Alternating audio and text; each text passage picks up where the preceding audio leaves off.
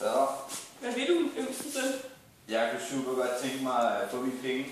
Ja. Min børneopsparing. Her er din børneopsparing. Tak skal du have.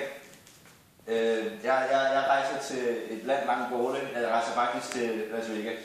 Hej. Okay. Hej.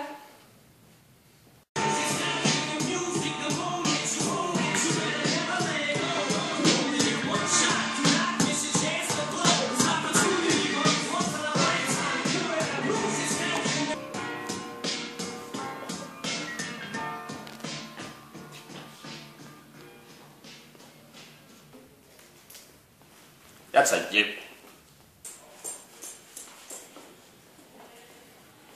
Far, jeg fortjener ikke at være din søn mere.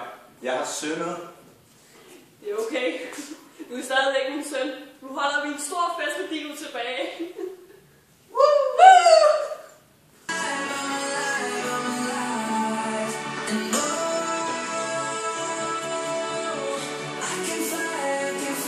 Hvad er der galt med din søn?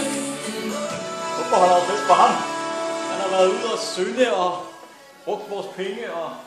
Ja, men han har været væk, og nu er han tilbage, og det bør vi være glade for.